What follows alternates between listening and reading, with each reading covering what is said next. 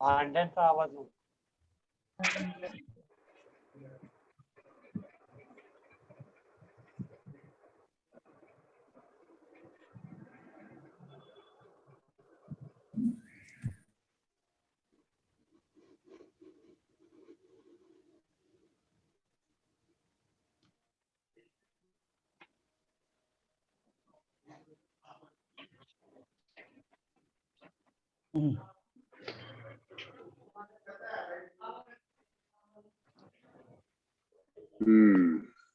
आले का सगळे? शुभ्रकाश सागर सर. हा बोला गवई साहेब.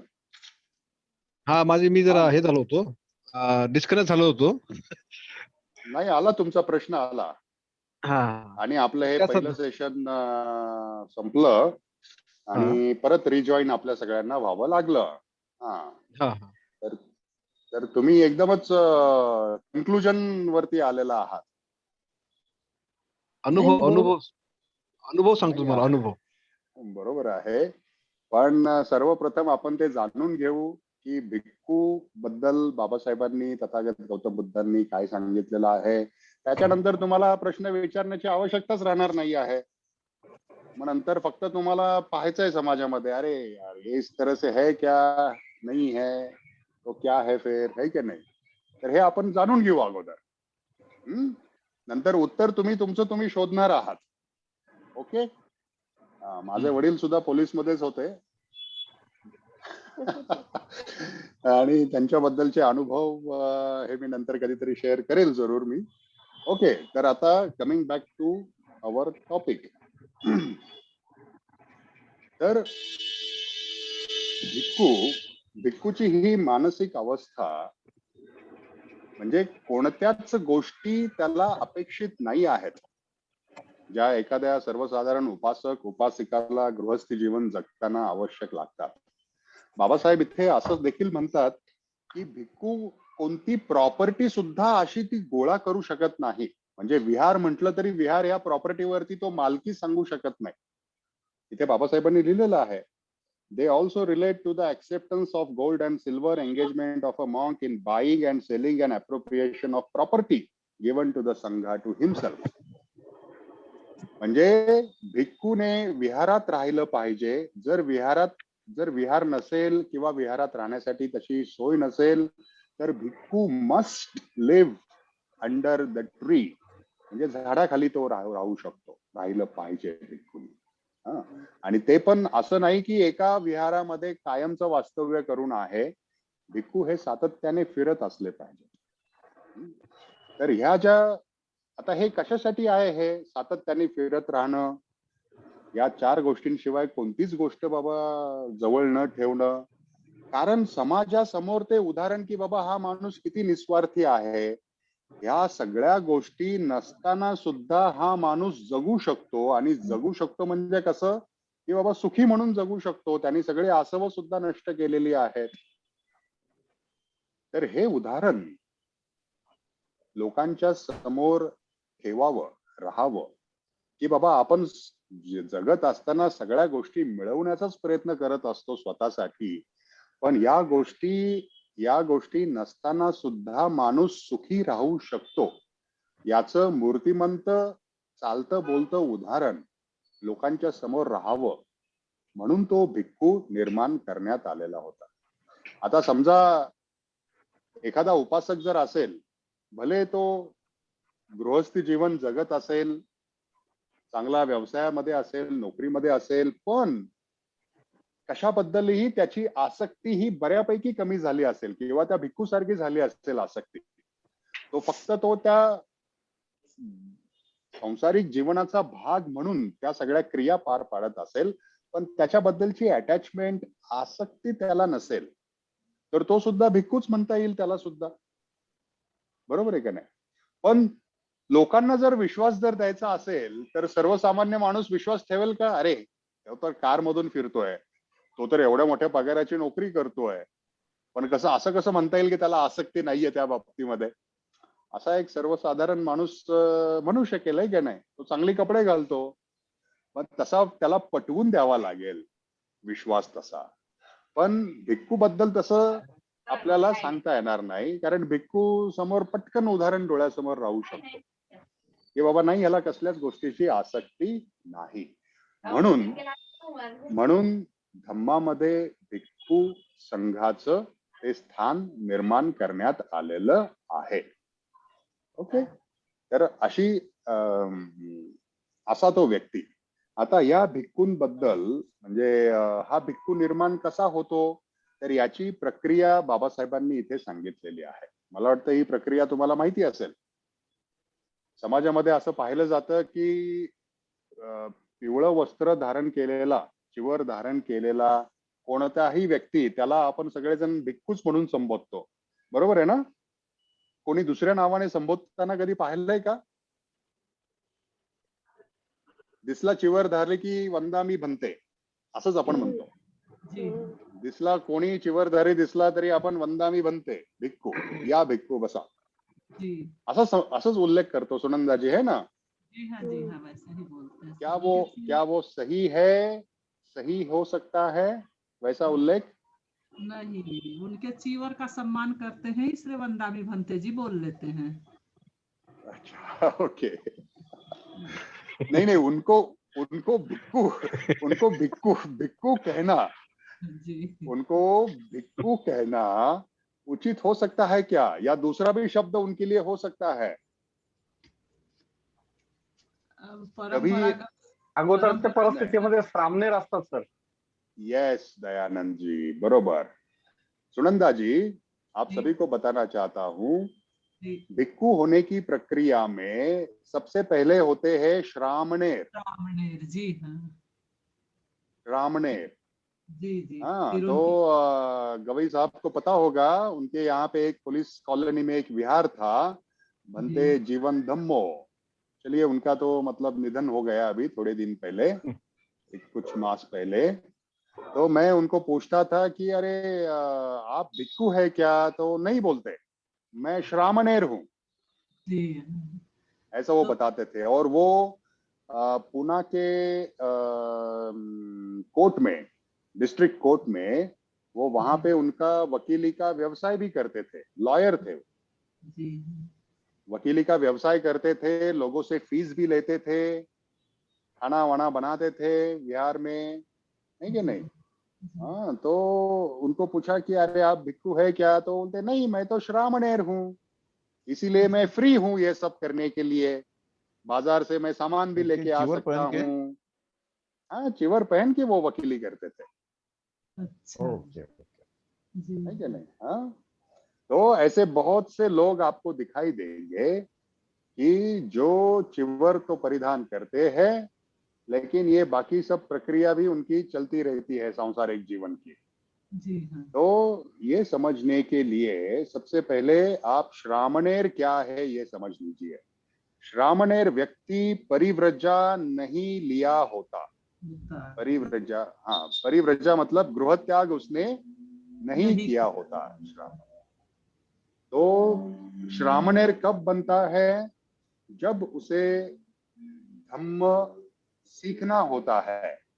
किसी जी भिक्खू से धम्म अगर सीखना होता है तो कुछ दिनों के लिए वो व्यक्ति श्रामणेर बनता है। जी वो कभी भी फ्री है वापस उसके उपासक जीवन में गृहस्थ जाने के जीवन में लिए, आ सकते जी कभी भी आ सकता है, चिवर उतार के वो कभी भी वहां पे आ सकता है।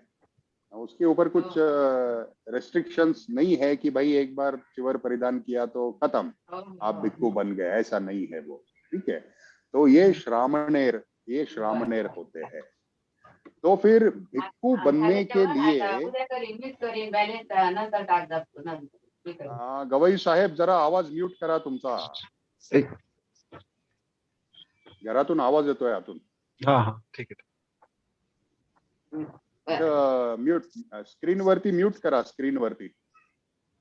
ओके, हा तर भिक्खू बनण्यासाठी बाबासाहेबांनी एक प्रोसेस सांगितलेली आहे, ती तुमच्या आमच्या सर्वांना माहिती असणं आवश्यक आहे. ती प्रोसेस काय आहे?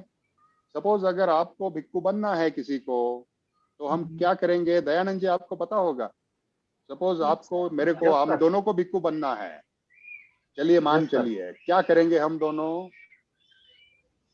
पहिल्यांदा सर देखिए, आपण मैंने तो पहले से ही जे मुंडन किया है, हाँ मेरा। हाँ उपाध्याय जे असतील त्यांच्याकडून हाँ आम्ही श्रामणेर दीक्षा घेऊ सर. एक आणि कार्य कर सकते श्रामणेर हैं आप। दीक्षा घेतल्यानंतर नहीं नहीं, किससे किससे श्रामणेर दीक्षा लेंगे? जे उपाध्याय असतील ज्यांना संघाने ज्यांना उपाध्याय। परमिशन दिलेली आहे की तुम्ही हाँ, तो हम सबको बताइए ना, उपाध्याय क्या असतील. होते हैं? हमें कुछ नहीं पता। Yes sir. हाँ नहीं नहीं, जो अपने से जो भिक्खू है जिन्होंने कुछ साल बिताए रहते, जसं त्यांनी त्यांचं जीवन जे व्यतीत केलेले 10-5 वर्ष व्यतीत केलेले, अशा व्यक्तीकडनं आम्ही श्रामणेर दीक्षा घेऊन त्यांच्याकडनं आम्हाला काही दिवस त्यांच्याकडून राहून नियमाचं पालन करत धम्म पालन करायचं आहे. आणि जर आम्हाला भिक्खू व्हायचंय तर मग त्यांच्याकडनं हाँ। आम्हाला उपसंपदा घ्यायची आहे. ओके, तो प्रोसेस आप जान लीजिए, आप सभी लोग। अगर मुझे भिक्खू होना है तो सबसे पहले मुझे ढूंढना पड़ता है उपाध्याय। और उपाध्याय कौन होता है? जिसने भिक्खू जीवन में 10 साल व्यतीत किए हैं। 10 साल एज अ भिक्खू, श्रामणेर नहीं, एज अ भिक्खू जिसने 10 साल जीवन जिया है। कुछ भी मतलब उससे उल्लंघन नहीं हुआ, भिक्खुओं के लिए जो नियम दिए हैं उसका उल्लंघन नहीं हुआ है, तो ऐसा व्यक्ति उपाध्याय होता है। तो मुझे उपाध्याय से पहले जाके याचना करनी होगी, सर मुझे भिक्खू आप बना लीजिए, तो वो परिव्रजा इनिशिएट करता है। तो हम लोग क्या बन जाएंगे पहले, दयानंद जी? श्रामणेर सामने श्रामणेर बन जाएंगे, जाएंगे. नहीं क्या नहीं? भिक्खू होना है तो मुझे गृह त्याग करना पड़ेगा। गृह त्याग करके उसके साथ रहना होगा। श्रामणेर कब बनेंगे? तो थोड़ा सा Yes, sir. सीखना है और बाद में दोबारा मुझे आना है भाई अपनी जिंदगी में, तो हम श्रामणेर बनते हैं।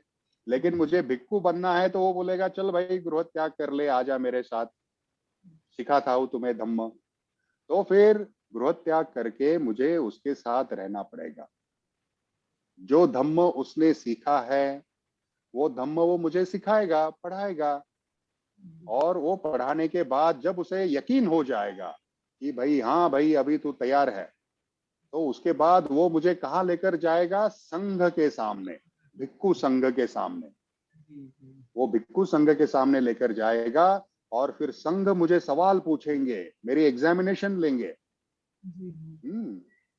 कि भाई सही में ये भिक्खू बनने के लिए लायक है क्या? इसने मतलब आत्मसात किया है क्या धम्म का ज्ञान? इसका व्यक्तिमत्व उतना विकास हुआ है क्या भिक्खू जीवन जीने के लिए? या अभी भी ये मतलब ऐसे ही शूज या यहाँ वहां जाने के लिए और कुछ चीजों की जरूरत है, घड़ी भी पहनता है, हाँ? तो ये सब चीजों की इसको जरूरत है क्या? इसका व्यक्तिमत्व उस तरह से उभरा हुआ है क्या भिक्खू जीवन जीने के लिए? ये सब कौन चेक करेगा? संघ चेक करेगा। और संघ ने एग्जाम में पास किया तो फिर मैं बन जाता हूं भिक्खू। और भिक्खू बनने के बाद 10 साल अगर मैं भिक्खू जीवन व्यतीत किया तो मैं बन जाता हूं उपाध्याय। और उपाध्याय फिर श्रामणेर ले सकते हैं, ट्रेनी ले सकते हैं। कोई भी भिक्खू नहीं ले सकता ट्रेनी, उपाध्याय ले सकते हैं जो 10 साल व्यतीत किए हैं। तो ये प्रक्रिया है भिक्खू बनने की। तो अभी इस प्रक्रिया में आप लोगों के सामने कुछ महत्वपूर्ण मुद्दे हैं। सबसे पहले कि भाई ऐसा भिक्खू संघ है क्या जो इस तरह से भिक्खू बनने की प्रक्रिया का पालन करता है? आपने कभी देखा है इस तरह से होता है? मैंने तो बहुत जगह पे देखा कि एक एक भिक्खू 2-2 जन को लेते हैं परिव्रजक, सॉरी श्रामणेर करके। बाकी उनकी एग्जाम कहाँ कंडक्ट करते हैं वो तो पता नहीं मुझे। मैंने तो अभी तक किसी संघ की मतलब देखा नहीं भिक्खू संघ की मीटिंग जहाँ पे ये सब लोग उसको सवाल पूछते हैं। है कि नहीं? मैंने तो यहाँ देखा नहीं। तो ये प्रक्रिया बाबा साहब जी ने भी देखी नहीं भारत में। तो बाबा साहब जी कहते थे कि यार ये भिक्षु बनने की प्रक्रिया तो बहुत मुश्किल है, इसके लिए इंसान को बाहर से कपड़े परिधान नहीं करने पड़ते, अंदर से उसका व्यक्तिमत्व उभरा होना चाहिए। इसकी ये तो प्रक्रिया मुश्किल है थोड़ी सी। और आजकल के युवा लोग जो है भारत के, वो तो मतलब भिक्षु बनने में इतना सहजते से मतलब नहीं आने वाले।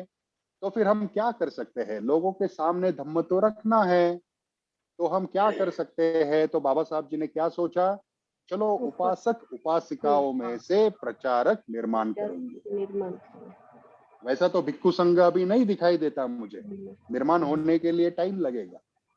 अच्छे उपासकों में से ही वो भिक्षु के लिए लोग तैयार होने वाले हैं आगे।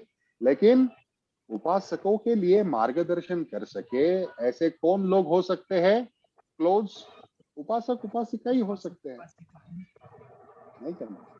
तो इसीलिए उन्होंने उपासक उपासिकाओं की प्रचार यंत्रणा या संघ निर्माण करने को प्राधान्य दिया। और भी उसके फायदा क्या था उपासक उपासिका का संघ निर्माण करने के लिए बाबा साहब जी का? सुनंदा जी ने बताया था। जी। उपासक ऑलरेडी फैमिली में रहता है, उसके साथ बच्चे हैं, रिलेटिव्स है, दोस्त है, काम की जगह पर उसके सहकारी है, तो ऑलरेडी ये समाज व्यवस्था में रहता है। तो धम्म का ज्ञान देने के लिए उसको इधर उधर जाने की जरूरत नहीं पड़ती, जैसे भिक्षु को बुलाना पड़ता है। वो बहुत ही सहजता से नेचुरली लोगों में वो धम्म डायरेक्टली इनडायरेक्टली इसका प्रचार कर सकता है। ये बेनिफिट है उपासक उपासिकाओं का प्रचार यंत्रणा का। तो ये बेनिफिट को देखते हुए बाबा साहब जी ने जापान में जो प्रिस्ट है, जापान के प्रिस्ट, ये शब्द प्रयोग किया है बाबा साहब जी ने। हाँ, जापान के जो प्रिस्ट है जो मैरिड भी होते हैं, तो उसके धरती पर उन्होंने भारत में उपासक उपासिकाओं की प्रचार यंत्रणा निर्माण करने के लिए कहा है। ओके, तो ये अलग मुद्दा है। यहाँ पे हम लोग भिक्षु संघ के बारे में जानकारी ले रहे हैं। ओके, तो परिव्रजक का अर्थ आपको समझ में आ गया। भिक्षु कैसे बनते हैं इसकी प्रक्रिया भी आपको समझ में आ गई। देन उसके बाद एक उपोसथ, ये शब्द का अर्थ किसी को पता है? उपोसथ क्या होता है? ये एक शब्द महत्वपूर्ण है जो बहुत से लोग इस्तेमाल करते हैं समाज में। उपोसथ का अर्थ भी बाबा साहब जी ने यहाँ पे बताया है। किसी को पता है? सर मैं बताऊं? हाँ उपास बताइए करणे भास्कर जी। हाँ, उपास करने सर बरोबर है सुधा जी। हाँ भास्कर जी बोलिए। जी सर, उपोषण से जैसे कोई ये जो सामान्य व्यक्ति है जिसको मतलब यदि स्टडी वगैरह नहीं है धम्म की, तो जनरली वो उपोषण से उपवास ये मीनिंग लगाता है उसका। लेकिन ट्रेंड व्यक्ति के लिए इसका मीनिंग जो होता है शीलों के करीब रहना, जो अष्टशील है उनके करीब रहना, उनका पालन करना उस दिन उपोषण। उपोसथ का मीनिंग तो बाबा साहब जी ने यहाँ पे बहुत अलग बताया है इस बुद्धायन इस धम्मा में। दयानंद जी आपको पता है उपोसथ का मीनिंग?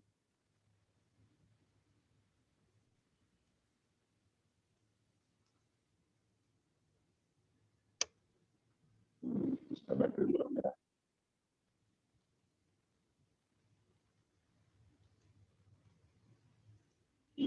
हाँ दयानंद जी। भिक्खू लोकांना जे काही नियम घालून दिलेले होते ते नियमांचं त्यांनी जर काही उल्लंघन केलं, त्या नियमांच्या उल्लंघनाची कबुली देणे संघासमोर हे उपोषण। अगदी बरोबर, परफेक्ट। आप सब लोग ध्यान में रखिए उपोसथ का मीनिंग। उपोसथ ये भिक्षु संघ के लिए है। अगर म्हणजे तथागत गौतम बुद्धांनी एक सिस्टीम बनवली होती की भिक्षू जीवन जगत असताना जर यदा कदाचित कुणाच्या नियमांचं उल्लंघन झालं तर काय काय शक्यता होती? आजूबाजूचा माणूस म्हणेल अरे तुझ्या हातून हे नियमाचं उल्लंघन झालं, दुसरे लोक दोष दाखवतील, बरोबर आहे का नाही? जसं आपल्या समाजामध्ये होत असतं. आपण काय करतो, दुसऱ्यांकडे बोट दाखवतो, अरे तू हे चूक केली, अरे तू हे चूक आवाज केली. सर आपकी आवाज क्लियर नहीं आ रही है नाही अरे जी। उपोषद का बता रहे हैं ना, तो आवाज क्लियर नहीं आ रही है। तो शायद ये मेरा बैटरी इसका ही मैसेज आया होगा। हेडफोन का भी आ रही है आवाज? वैसी ही आ रही है सर। हेडफोन का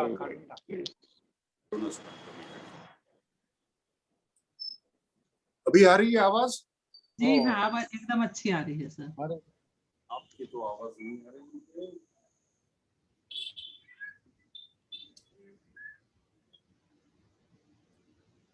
आवाज का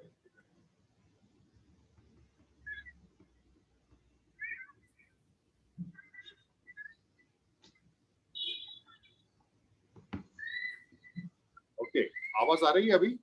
हाँ आ रही है। हाँ अभी आ रही मुझे है. भी आपकी आवाज आ रही है. ओके, तो आज समाजामध्ये आपण काय पाहतो, जर कुणी जर धम्माचं जर पालन जर करत नसेल तर आपण त्याच्याकडे उल्लंघन बोट दाखवतो. अरे अरे तुझं चुकलं बरं काय, अरे तुझी चूक झाली. तर ही चूक दाखवण्यामध्ये आपण फार आनंदी होत असतो, दुसऱ्या दाखवण्यामध्ये आपल्याला खूप असतं. तर त्यावेळेस भिक्खूंच्या वेळेस सुद्धा भिक्खूंसाठी तर खूप मोठे मोठे नियम करून दिलेले होते. तर त्यांच्या हातून जर कुणाची जर काही चूक झाली, हा माधुरी मॅडम कशा आहात? जय भीम नमो बुद्धाय. तर त्यावेळेस जर कुणाच्या भिक्खूच्या हातून जर चूक झाली तर ते भिक्खू सुद्धा अशी बोटं दाखवायची का त्यावेळेस? तुम्हाला वाटतं का? अरे तेरा गलत हो गया, तू लायक ही नहीं है धम्म के लिए, असे करायचे का भिक्खू? का हो विजयजी? नाही सर, नाही नाही नाही. नाही आपण करायचं ना. आपणहून ती कबुली द्यायची होती ती. स्वतः कबुली Yes. द्यायची, त्याला पातिमोक्ष म्हणतात ना. हा बरोबर बरोबर. पातिमोक्ष म्हणतात. तर म्हणजे ही खरी ती प्रोसेस आहे. पण आपल्याला काय वाटतं, ते समोर ज्याची चुका दाखवण्यात जो आनंद असतो ना, असुरी आनंद, तर ते धार्मिक व्यक्तिमत्व नाही आणि भिक्खूंसाठी तर ते अजिबात नाही. तर मग तथागतांनी एक सिस्टीम निर्माण केली उपोषद नावाची, की जर भिक्खू जीवन जगत असताना, कारण इतरांनी सांगायची काय मला आवश्यकता आहे, जर माझंच जर चुकलंय तर लॉस कुणाचा आहे? त्यांचा लॉस आहे का माझा लॉस आहे? स्वतःचा लॉस आहे. स्वतःचा लॉस. कारण ते धम्माचं फळ मला मिळणार नाहीये बाबा. दुसरा चूक दाखवो अथवा नको दाखवो, पण जर माझ्या हातून जर ते चुकलं तर त्याचा फायदा मला मिळणार नाही आहे. ते सेल्फ कल्चर, ती विकास, व्यक्तिमत्व विकास तो माझा होणार नाही आहे. आणि तो होण्यासाठी एखादी चूक जर झाली तर स्वतःहून कबूल करणं, याच्यासाठी सुद्धा मनाचा खूप मोठेपणा लागतो. आणि मग ही कबुली देण्यासाठी तथागत गौतम बुद्धांनी उपोषद नावाची एक प्रक्रिया तिथे ठेवली होती.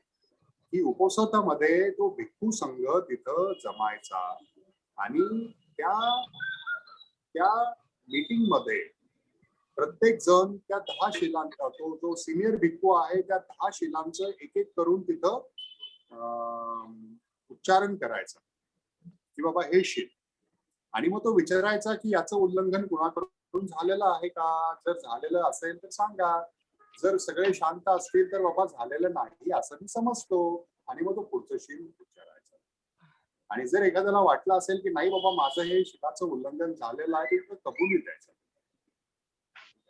तर हे जे नियम जे होते, हे नियम बाहेरून लादलेले नियम नाहीयेत धम्मामध्ये. हे नियम जे आहेत हे स्वतःहून आत्मसात करायचे ते नियम आहेत, स्वतःच्या फायद्यासाठी आहेत ते. तर हे आहे उपोषद. आणि हे नेहमी चतुर्दशी, पंचदशी आणि अष्टमी या दिवशी ते भिक्खूंचा संघ एकत्रित यायचा. चतुर्दशी, पंचमी आणि अष्टमी, चतुर्थी या दिवशी ते भिक्खू संघ एकत्र यायचे, भिक्खू एकत्र यायचे. आणि ज्या वेळेस हे एकत्र यायचे तर त्यावेळेस ते उपवास ठेवायचे. म्हणून कदाचित चतुर्दशीला उपवास, अष्टमीला उपवास, ही पद्धती पडलेली आहे, हे तुम्ही लक्षात घ्या. ओके. तर उपोसत जे आहे हे उपोसत कुणासाठी आहे? हे भिक्खूंसाठी उपोसत स्वतः करताय भिक्खूंसाठी. भिक्खूसाठी. जो संघाचा सदस्य आहे त्याच्यासाठी ते उपोसत आहे. कुणी लगेच उपोसत ठेवलं अशातला प्रकार नाही.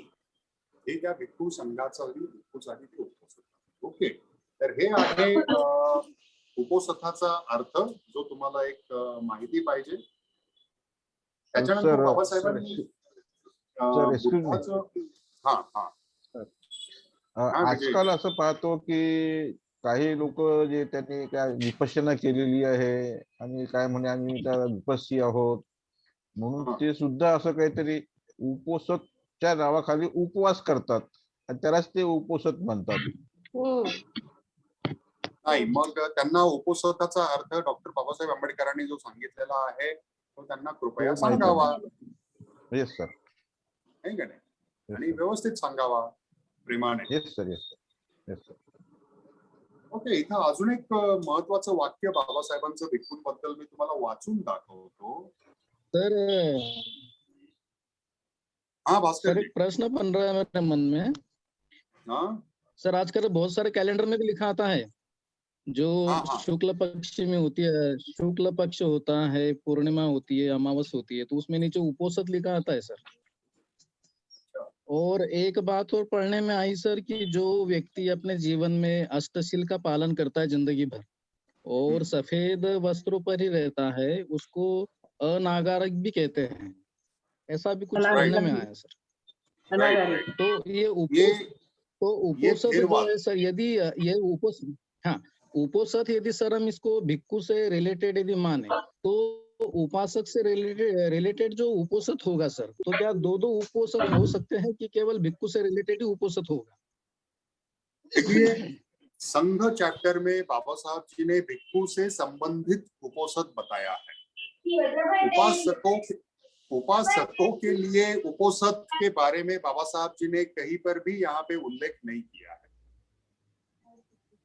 उपासकों से संबंधित उपोसत के लिए. लेकिन आप इस बात को आप समझ सकते हैं. चलिए एक क्वेश्चन भी निर्माण कर सकते हैं कि भाई ये उपासकों के लिए उपोसत क्यों नहीं किया गया, सिर्फ भिक्खुओं के लिए क्यों किया है? बहुत महत्वपूर्ण प्रश्न है. आपने जो विषय उपस्थित किया उससे ये प्रश्न निर्माण हुआ, बहुत महत्वपूर्ण प्रश्न. कोई बता सकता है भिक्खुओं के लिए ही ये उपोसत क्यों, उपासक उपासिकाओं के लिए क्यों? हाँ माधुरी मॅडम, हाँ बोला. उपासकांना पण आहे ना. नाही, इथं कुठे उल्लेख नाही केला. पण थेरवाद आता परंपरेमध्ये ऐका थेरवाद, श्रीलंका, ब्रह्मदेश या देशांमध्ये जसं भास्करजी यांनी सांगितलं 8 शिलांचं पालन करणारे जे उपासक असतात, पांढरी वस्त्र परिधान करतात, तर त्यांच्यासाठी सुद्धा उपोसत तिथं सांगितलेलं आहे. तर त्या लोकांनी ते निर्माण केलेलं आहे. पण इथं बाबासाहेबांनी उपासकांसाठी का नाही सांगितलं उपोसत, का सांगितलं नसावं? सर इसमें बुद्धा एंड इस धम्मा में बुद्धा एंड इस धम्मा में कहीं ना कहीं है सर ये कि जो 1 महीने में जो शुक्ल पक्ष में रहती है, मतलब 2 महीने, 1 महीने की 2 पक्षमी और अष्टमी और पूर्णिमा और अमावस, ऐसे 4 दिन उपोसत रखने की इसमें बात है सर. लेकिन अब वो कौन से टॉपिक में थोड़ा सा उसको ढूंढना पड़ेगा. चतुर्दशी, 5 दिन. हाँ 5 दिन. तर निगार 5 दिन में सर, 4 दिलेलं आहे सर. उपोसत की बात जो है, जो अष्टशील का उस दिन हम लोग पालन करते हैं, तो 4 दिन की बात है उसमें, पूर्णिमा, अमावस और 2 अष्टमी. नहीं तो सर हाँ, इसमें है कहीं ना कहीं, लेकिन अब वो किस टॉपिक में है वो ढूंढना पड़ेगा. हा दयानंद जी, तुम्ही काय सांगत होता? सर बुद्ध अँड इस धम्मामध्ये दिलेलं आहे सर. निगार मातेचं म्हणजे विशाखीचं जे आहे ते उपोसत भगवंताकडे जातात आणि भगवंत त्यांना जो धम्मदेशना देतात उपोसतावर. 3 प्रकारचे उपोसत सांगितले त्यांनी त्याच्यामध्ये. मला सुद्धा म्हणजे जर ते शोधायचं म्हटलं थोडंसं टॉपिक मला नाही सांगता येणार पक्का, परंतु निगार मातेवर दिलेलं आहे सर, त्याच्यावर लिहिलेलं आहे सर. नाही नाही, पण हे जे उपोसत आता इथं आपण एक्सप्लेन केलंय भिक्खूंसाठीच, नाही ते नाही तो सर. त्यांनी 3 प्रकारचे, एक निग्रो. हो हो हो हो, मग ते लक्षात घ्या. मी विचारलंय हे जे उपोसताचा जो अर्थ सांगितलेला आहे भिक्खूंसाठीचा, कन्फेशन, कबुली. यस राईट, कबुली. हे तर भिक्खूंसाठी सर. हे उपासकांसाठी का नहीं, ऐसा माझा प्रश्न है. भास्कर जी, आप समझ गए क्या? भिक्खू संघ के जी सर, मैं सदस्य समझ गया. मैं समझ गया हूँ. तो मेरा क्वेश्चन जो है, क्या उपासक के लिए भी उपोसत हम जो है उसको संबंधित कर सकते हैं? भिक्खू के लिए तो ठीक है कि वो उसके हाथों क्या चूक हो रही है उसको वो कबूल कर रहा है, उसको भी उपोसत हम लोग कहेंगे उसको. लेकिन क्या उपासक के लिए उपोसत ये भी मतलब टर्मिनोलॉजी है क्या उपासक के लिए? यूं ये भिक्खू की जो टर्मिनोलॉजी है उपोसत, वो उपासकों के लिए नहीं है. जी, ये उपासकों के लिए नहीं है. और इसका एक मेन रीजन मैं आप सबसे मतलब जानना चाहता था कि उपासकों के लिए क्यों नहीं की. क्योंकि भिक्खुओं के लिए ये जो 10 प्रिसेप्ट्स जो है, 10 शील जो है, वो उनके लिए प्रतिज्ञा है. वाउस मतलब क्या है, उनकी प्रतिज्ञा है 10 प्रिसेप्ट्स. उपासकों के लिए पंचशील जो है वो प्रतिज्ञा है या गाइडलाइंस है? सर गाइडलाइन गाइडलाइंस है सर, ये तो गाइडलाइंस नहीं के नहीं. तो मतलब उपासक गृहस्थ जीवन जीते वक्त, ठीक है नहीं, गृहस्थ जीवन जीते वक्त, सांसारिक जीवन जीते वक्त, ये जो पंचशील जो है ये उसके लिए गाइडलाइंस है. इसका अगर आदर्शवत वो पालन करता है तो बहुत ही अच्छा है. लेकिन पंचशील उसके लिए नियम के स्वरूप में तथागत गौतम बुद्ध ने दिए नहीं है, लेकिन भिक्खुओं के लिए वो प्रतिज्ञा. जबरदस्ती नहीं है, जबरदस्ती नहीं त्याच्यावरती. इसीलिए वो कबूली जो है, वो कबूली का सेशन जो है, वो उपासक उपासिकाओं के लिए नहीं दिया है. राइट. वो जितना क्लोज उसकी तरफ आप जाएंगे उतना अच्छा है उपासकों के. लेकिन गृहस्थ जीवन जीते वक्त शायद कभी कभार आपको बच्चों के साथ झूठ बोलना पड़ता है. शायद कभी कभार पति पत्नी एक दूसरे से झूठ बोल सकते हैं कि नहीं यार तुम तो आज बहुत हैंडसम लग रहे हो. पति बोल सकता है यार आप तो बहुत मतलब ये लग रही हो. ठीक है, तो ये गृहस्थी जीवन की कुछ बातें हैं, कुछ परिस्थितियां है कि नहीं. काम करते वक्त किसी को अगर हौसला अगर बढ़ाने का है तो थोड़ी 2-4 बातें आपको मतलब बतानी पड़ती है, थोड़ी कवर अप करके, है कि नहीं. फ्लेक्सिबल रखा है उसके लिए. फ्लेक्सिबल ठेवलेला आहे. हाँ फ्लेक्सिबल है, लेकिन फ्लेक्सिबल मतलब ऐसा नहीं है कि आप मतलब बहक जाओ उसमें. नहीं, तो इसीलिए ये जो उपोसत की व्याख्या बाबा साहब जी ने भिक्खुओं के लिए की है, वो उपासकों के लिए नहीं है. तो इससे हम एक महत्वपूर्ण प्रश्न के ऊपर आते हैं. तो भाई भिक्खु और उपासकों में क्या फर्क है? इन दोनों के लिए जो धम्म बताया है तथागत गौतम बुद्ध ने, वो अलग अलग है या एक ही है? तो ये दूसरा प्रश्न. सर इसमें उपोसत में एक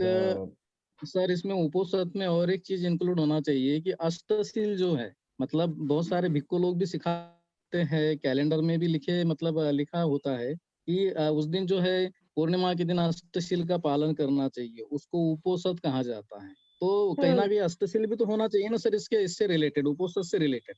जैसे भिक्खुओं से संबंधित तो आ गया समझ में, लेकिन ये बात भी है ना, इसका मतलब क्या इसका जिक्र होना चाहिए कि नहीं. जो अष्टशील है उसका पालन करना उपोसत से संबंधित है. तो ये क्या सही है सर कि कई भ्रम है हमारा, जो हम लोग दूसरे से कुछ सीखा होगा क्या? नहीं, देखिए ये कुछ परंपराएं जो बौद्ध धर्म में खास करके मतलब थेरवादी संप्रदाय से जो आई है, तो उस कुछ परंपराओं का कुछ अर्थ भी है. लेकिन ये जो एक दिन के लिए जो उपोसत का पालन जो आप कह रहे हैं ना, तो उसका कनेक्शन कहाँ पे है मैं आप सबको बताता हूँ. यहाँ पे ये उनका एक सेंटेंस एक पढ़कर मैं आपको बताता हूँ. Without self culture he is not fit to guide. मतलब भिक्खुओं के बारे में बाबा साहब जी बताते हैं without self culture he is not fit to guide. Therefore he must himself be perfect, best man, righteous man and enlightened man. मतलब इसमें बाबा साहब जी सेल्फ कल्चर के बारे में बताते हैं कि यदि आप सेल्फ कल्चर से अपना व्यक्तिमत्व अगर नहीं उभार पाए तो आप औरों को गाइड करने में असमर्थ होते हैं। तो सेल्फ कल्चर आप कैसे बना सकते हैं? धम्म का पालन कर, प्रॅक्टिस कर। सर तो इथे काय याच्यामध्ये असं आहे की सामान्य माणसाला जर धम्म शिकवला तर तो आदर्श समाज निर्माण करू शकत नाही, त्याच्यामुळे ते चुका त्याच्या होऊ शकतात त्याच्याकडनं। परंतु भिक्खू असे आहेत की त्यांना भगवान बुद्धांचा जो प्रकाश आहे, त्यांचं जे ज्ञान आहे ते त्याद्वारे आदर्श समाज निर्माण करू शकतात आणि उपासक त्यांच्या दाखवलेल्या मार्गावर चालू शकतो। त्याच्यामुळे त्यांना हे जे आहे ते सगळे नियम त्यांना पाळायचे असतात आणि जो उपासक आहे त्याच्यावरती बंधनकारक नाही आहे त्याच्यावरती। पण जर बाबासाहेबांनी जर उपासक उपासिकांची प्रचार यंत्रणा जर सांगितलेली जर आहे तर त्या प्रचार यंत्रणेसाठी हे बंधनकारक असू शकतं का विजयजी? हो म्हणजे तुम्ही आम्ही जर धम्म प्रशिक्षक जर आहोत, धम्म प्रचारक जर आहोत, सर नाही आपण एक पर्टिक्युलर नाही, आपण पर्टिक्युलर उपोषक करता बोलतोय आपण। तर आपण प्रचार प्रसार करता तर त्यांना ते प्रचार यंत्रणा सुद्धा इतर समाजासाठी एक आदर्शवत ठेवलीच पाहिजे। जर भिक्खू संघ जर आता अस्तित्वात नसेल तर ते दायित्व तुमच्या आमच्यावरती बाबासाहेबांनी सोडवलेलं आहे, ठीक आहे? की एक गृहस्थी जीवनामध्ये राहून सुद्धा आपण धम्माचं पालन कसं करू शकतो, ते सेल्फ कल्चर कसं आपण विकसित करू शकतो, तर हे आपल्याला इतर समाजासमोर उदाहरण ठेवायचं आहे की जेणेकरून इतर उपासक उपासिकांना सुद्धा त्याच्याबद्दलचं मार्गदर्शन मिळू शकेल। राहिला प्रश्न भास्कर जी का कि भास्कर जी की एक दिन के लिए उपोषक का पालन आप कर सकते हैं क्या? तो ये संबंध सेल्फ कल्चर से संबंधित है, ये भी एक साधना ही है। मैं तो कहता हूँ कि आप एक दिन के लिए प्रैक्टिस कर रहे हैं 8 सीलों का पालन करने की, ठीक है? 8 सीलों का एक दिन पालन किया और फिर बाकी दिन क्या किया? फिर ऐसा न होने के लिए धम्म प्रचारकों के ऊपर ये जिम्मेदारी है कि आप भाई सेल्फ कल्चर जो आपका जो है वो अधिकाधिक समय वो आप उसका पालन करें। एक दिन पालन मतलब आप वो प्रैक्टिस के लिए आप करते हैं, उपासक के लिए मतलब वो है, वो कहा जा सकता है। लेकिन आपका सेल्फ कल्चर प्रोसेस जो है वो दिन ब दिन होना चाहिए, वो सिर्फ एक दिन के लिए नहीं होना चाहिए। हाँ सर, वो एक दिन का नहीं है, महीने में 4 दिन है सर वो, और इसमें है बुद्धा एंड धम्मा में लिखा हुआ है, लेकिन अब वो कहाँ लिखा है उसको ढूंढना पड़ेगा। ठीक है, 4 दिन, मैं तो कहता हूँ कि 5 दिन 10 दिन भी हो तो भी बाकी के 20 दिन क्या? नहीं 4 ही दिन, 4 ही दिन है सर अष्टशील के, 5 भी नहीं है, 3 भी नहीं है, 4 ही दिन है, और इसमें है लिखा हुआ। मैं फोटो भेजूंगा इसको ढूंढ कर, मैं थोड़ा सा शांति से। और बाकी दिन क्या किया? फिर क्या करने का बाकी दिन? बाकी दिन पंचशील का सर, बाकी दिन पंचशील, अष्टशील किंवा पंचशील कंटिन्यू पालन केलं तरी काही बिघडत नाही सर। आपल्याला आपल्या जीवनामध्ये काहीही फरक पडत नाही। उपोषक नंतर उपवास जरी म्हटलं सर, मी 6 वर्षापासून सर 1 टाइम भोजन करतो, परंतु माझ्या तब्येतीवर त्याचा कुठलाही परिणाम नाही। अरे वजन कमी नाही झालं दयानंदी तुमचं? नाही सर, माझं वजन वाढलंय, 86 किलो वजन आहे सर। मी पण आता मग जेवण कमी केलं, मग मी पण उपोषकाचं पालन करतोय असं म्हणता येईल का? नाही, असं उपोषक नाहीये सर, याला उपोषक नाही म्हणत आपण। उपोषक म्हणजे विचाराच्या जवळ जाणं। बरोबर आहे, एक्झॅक्टली हाच पॉइंट मला हायलाइट करायचा आहे की उपोषक हे एका दिवसासाठी नाही आपण म्हणता येणार त्याला, जरी ते सर्वसाधारण उपासकांना एक गाईडलाईन म्हणून, एक प्रॅक्टिस म्हणून जरी 4 दिवस जरी सांगितलं तरी उपोषक म्हणजे सेल्फ कल्चरशी संबंधित आहे। उपासकांसाठी सेल्फ कल्चर हे तुम्हाला दैनंदिन जीवनामध्ये अधिकाधिक जर जितक्या जास्त जवळ